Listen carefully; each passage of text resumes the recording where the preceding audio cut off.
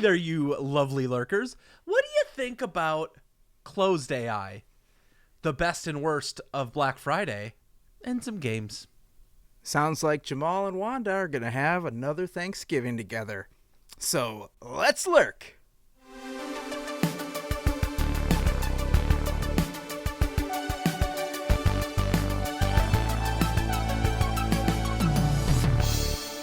Have you seen the movie Basketball?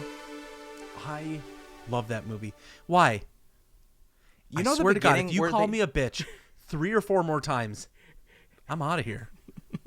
Wake up, bitch, you're my new best friend. That's how Willie and I met. Why he was sleeping in a drawer, I don't know. But you know, at the beginning when they're saying, like, okay, sports teams move from this city to this city, and then from this city and back, and making all those jokes, I feel that's what happened with all of this AI controversy that happened this week. Like, Yes. 1 second, CEO's getting fired. 10 minutes later, he's getting signed by Microsoft to a 6-year, $75 million contract with a signing bonus. And, you know, the other team didn't even get draft picks, like no compensation whatsoever. Now it sounds like that deal's about to fall through, Carlos Correa style, and he might start his own company, and the entire OpenAI employee structure, hierarchy from top to bottom wants to quit and follow him wherever he goes. Willie, what is going on with this story? So The Verge had to come off of their holiday break, lucky for them, and record a emergency episode of their lesser known podcast, The Vergecast. Okay. Yeah. And so What? Yeah. I know most people haven't heard of the podcast ever. Or They the broke website. down the specifics and it's insane. So Sam Altman, CEO of OpenAI, who you would know as ChatGPT,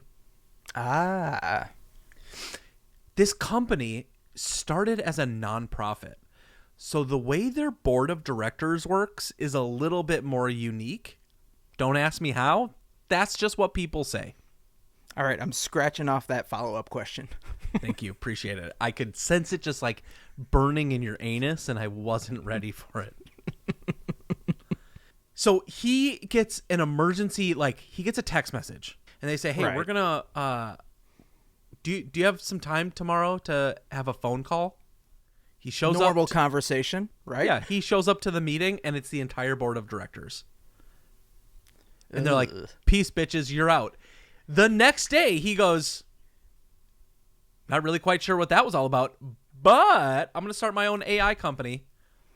And then the board of the directors goes, the fuck? No, you're not. First of all, what did they think was going to happen? This guy, yeah, it's not like he wasn't just running this company all day long. It's the only thing he knows, and the only thing he knows for how long, however long he's been with the company. Yeah, he's just going to do the same thing. Like, he doesn't need those guys. He'll make his own AI company with booze and hookers. And you know what? Hello? Forget the AI company. Satya Nadella, the CEO of Microsoft, because they're a big investor in OpenAI to be integrated into Bing. Remember when that happened? I do. Well, they have a vested interest to not fuck this up, and their stock plummeted. So, Ooh. Nadella was like, I am going to play mediator. Let me help. Let me help with this conversation. That doesn't help at all. They say, fuck you. He's still out. So then he goes, never mind. You're coming to Microsoft. So Sam Altman, as of right now, is an employee at Microsoft. Or is he? Because by the time this goes live, that deal might still not have been fully completed. He might still be a free agent.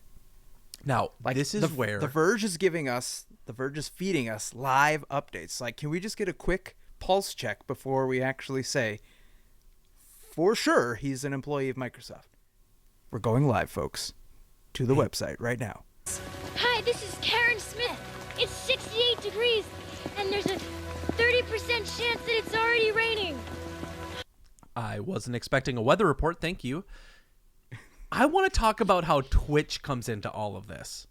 Okay, this is a little left field, but we've been talking about sports.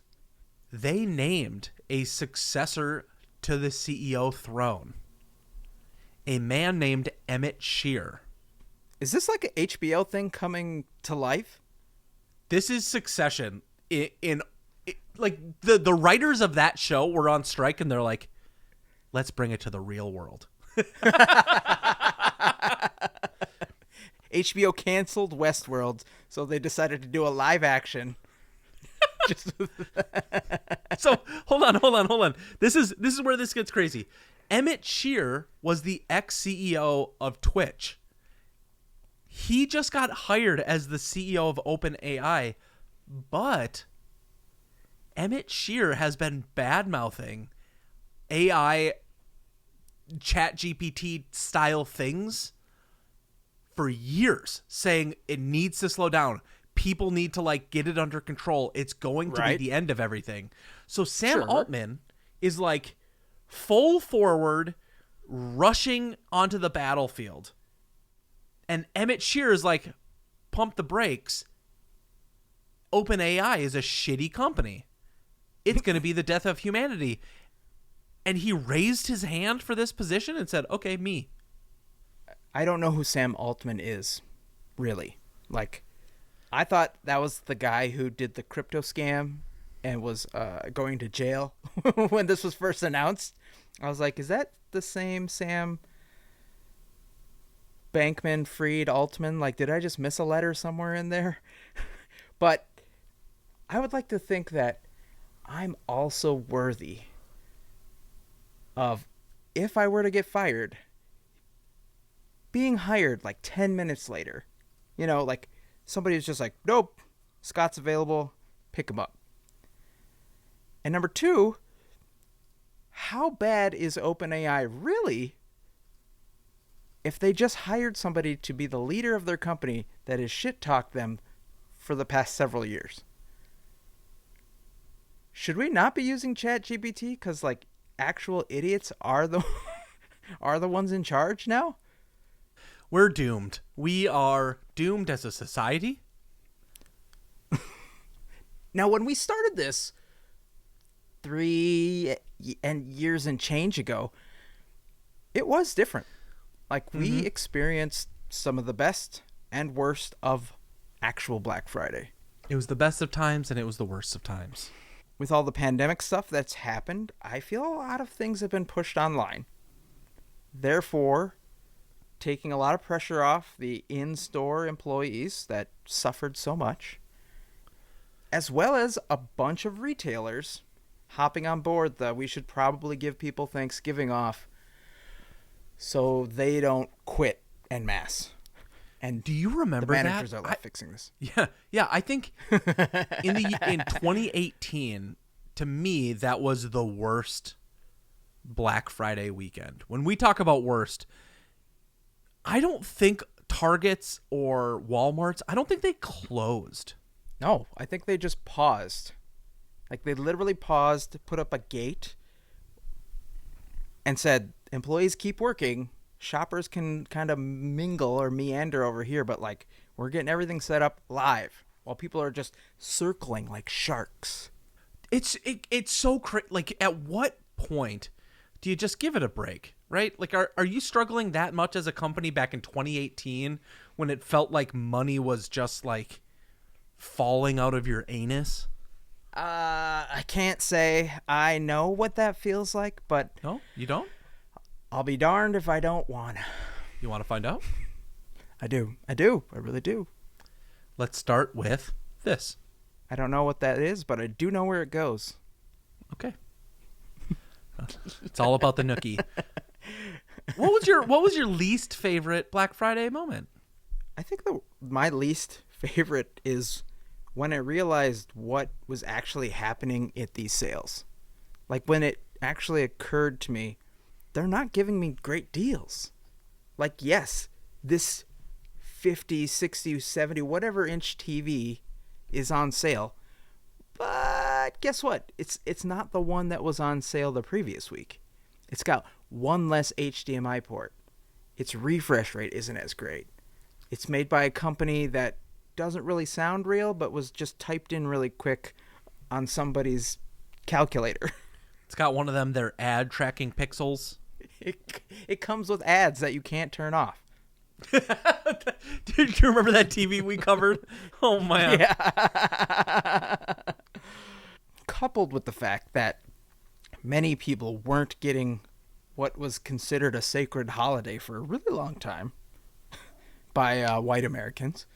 And they didn't get to spend it with their families, because I grew up getting every single Thanksgiving off and getting to spend time with my family. Whether it was a good time, whether it was a bad time, you at least got that day to hang out with relatives, close relatives. Talk about relatives from politics. far Keep away. it nice and Exactly. nice and easy. Yeah.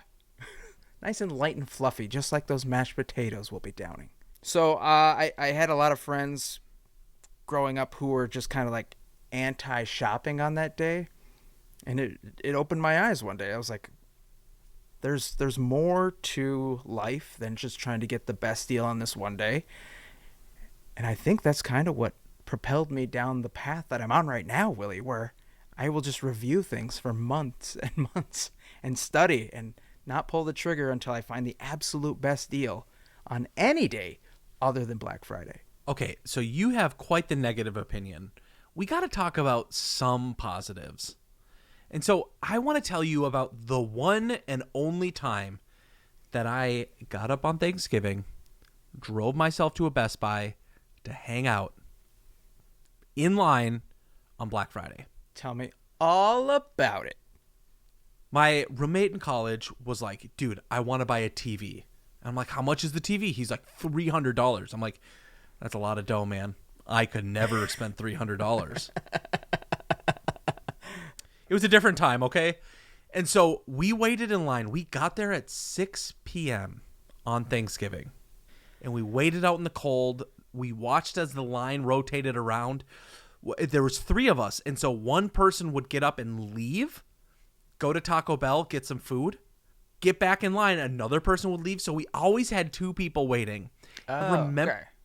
I remember the moment that we got to get into the store. Where were you in line? Like, how many people ahead? 20. What year? 2007. 6. 6 a.m.? Yep. We got there at 6 and waited until 6.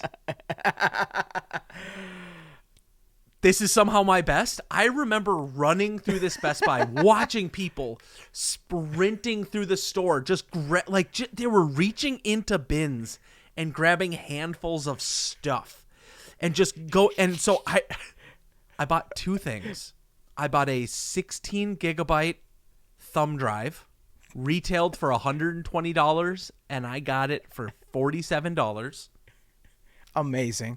And then I bought some other accessory for a camera I was hoping I would get for Christmas. I didn't. But boy, the thrill of it. Yeah, I don't think it's worth it.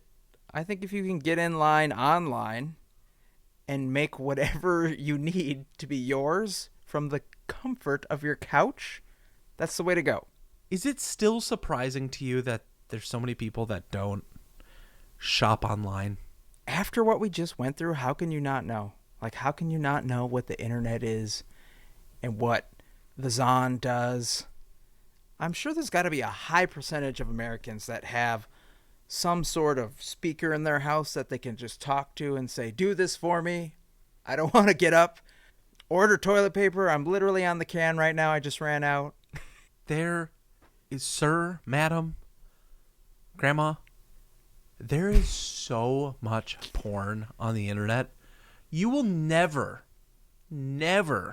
get bored. You never need to leave the house. You can do it all. You think that's why us millennials are so into the internet? Because it was just Porn? how quickly can I move my arm? Think about it this way. Tangent. Off topic. Before the internet, where did you have to go to see naked people? My mind palace. forget your Sears catalog, Willie. I'm talking like real, live, or pictures of live naked people. Oh, God, dude, the idea of going to a strip club. What about magazines? Like, where were the Playboys? This is a weird tangent, but I remember Shinders. You had to go to Shinders, Willie. into a room with it had a It was always in the back room with a curtain and a big mirror so the people who were at the front desk could see you in there. You little pervs. Except there's pervs on both sides. And then you had to do the walk of shame or confidence for some people from the back all the way to the front with your arms full of wank mags. You slam them down on the counter and say, like, here's my cash, my dirty, filthy cash. You know exactly what I'm going to do with this. Yeah. Everybody knows. I remember, like, I don't know, 17, 18 years old and going to, I think I went to a Rainbow in West St. Paul. Oh, God. To buy condoms for the first time. That's all I needed.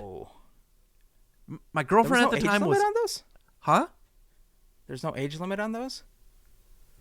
Yeah, safe sex should be okay. I agree, but back then, when you No, were there having wasn't. underage sex... I will tell you... Well, I mean, I'll tell you. I grabbed my basket. How old was your girlfriend? I was 17. And? 16. Going to jail. You just heard it right here. Any cops listening? What the... We were both underage. When I turned that's worse. 18, That's when terrible. I turned 18 and went to college, when I broke up with her, I was like, I'm done. See you in a year, which is actually kind of true.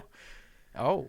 That wasn't the reason. It was for many other reasons. Anyways, I remember walking through the Rainbow and I'm like, I got to buy these, but I can't just buy these. So I filled a basket full of like cleaning supplies and treats, and I probably look like a serial killer, honestly.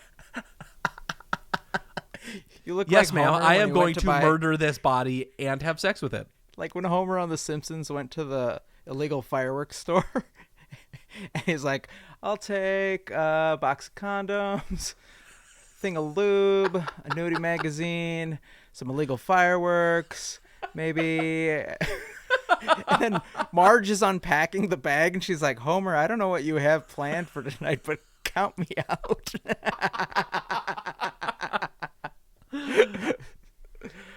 Oh, so good. So good. You know who's also good? The people that voted for Willie's list of pies. You're good. You're real good. I appreciate you. Unlike some people, take you for granted. Yeah, fuck you, Joel. Paul walks up to me and goes, who are you? What team? What team are you? And I tell him he voted for me. He voted for me. It was after he was done voting, and he goes, fuck! And just walked So I appreciate you, Paul, and fuck you, Joel. But thank you all of you for voting for me unwillingly. This is why we do the game this way.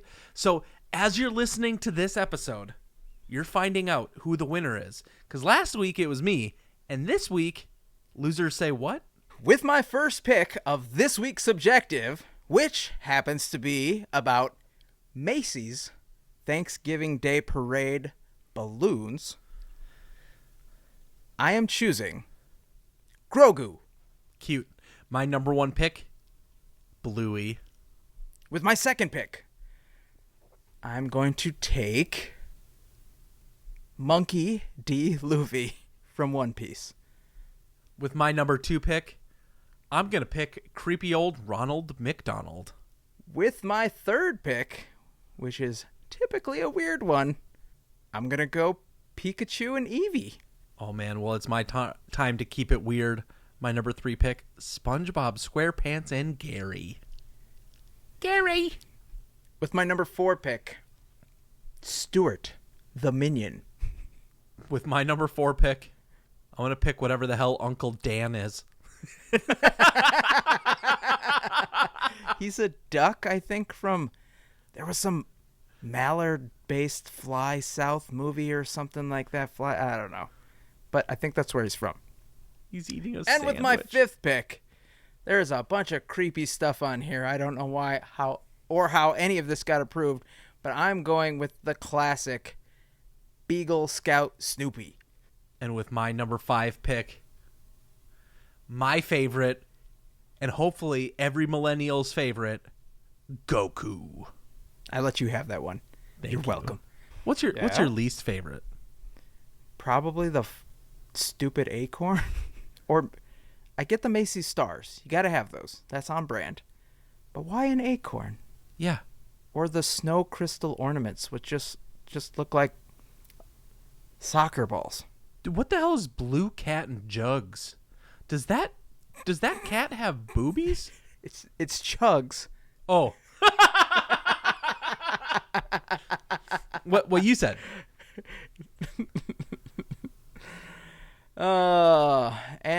Apparently they had a float of me from 10 years ago. Kung Fu Panda? Pillsbury Doughboy. Oh. And you know what you are now? Smokey the Bear. Smokey.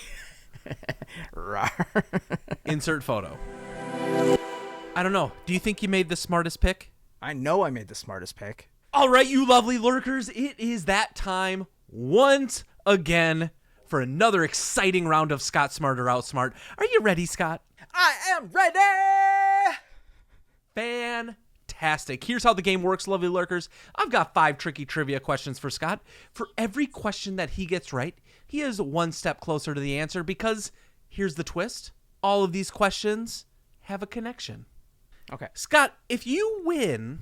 I have thought long and hard about how I can make this appropriate, not only for our checkbooks, but for our listening audience. I know who listens to this show. So if I win, Willie, you have to work with me or some of your friends and buy a pair of Jordan shoes. Like, okay, all right, okay. Jordan brand shoes. You were poo-pooing them, but now you're going to be pooing while wearing them. Scott, but if you lose, you have to buy just one of the hottest wings from Buffalo Wild Wings and eat one wing. On camera, next episode. Okay. All right. Hold on to my butt. And with that, question number 1. What substance, easiest to find in the underground nether, is the strongest burning fuel source in the game Minecraft? I don't know. I've never been to the nether. Not with you. I thought that one would have been easy for you. Yeah. Not a good start. Question number 2. After pepperoni, what's America's most liked pizza topping with a 56% approval rating? Sausage. Correct. Okay. Thank goodness. It's a sausage party. Question number 3. Which of the noble gases was named in 1889 by its discoverer's youngest son from the Greek word for new? Is it neon? Correct. All right. Question number 4. What does the T stand for in the U.S. Navy's PT boats for the weapon they were designed to fire? What is a trebuchet? Incorrect, but that's a guess. That's a guess. Question number 5. What invention of ancient Egypt was originally made with crushed eggshells, not the sodium fluoride that's the active ingredient today? What is toothpaste? Correct. And with that, right. Scott, sausage, Ugh. neon, and toothpaste. What is the connection? These are not just my nicknames in college. Come on.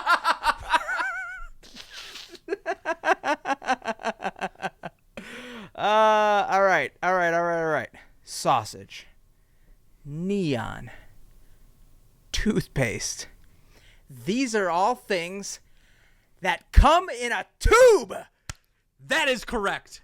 And I need to buy a pair of Jordans. Please connect with my wife on this purchase and let her know it was not my choice. It was yours. I'm required to do this. Yes. The answers to your other questions. The substance that burns the longest as a fuel source in Minecraft is lava. Oh, lava tube. Okay. And the T in U.S. Navy PT boats is for torpedo. Oh. Yeah, that makes sense. Thank you for your service. And thank you for your service this week, because that's our show, you lovely lurkers. Thanks for hanging out with us again today. If you like the show, tell a friend. Bring them along for the ride. We appreciate your love so much. So let's remember to be kind to one another out there, and we'll see you this weekend.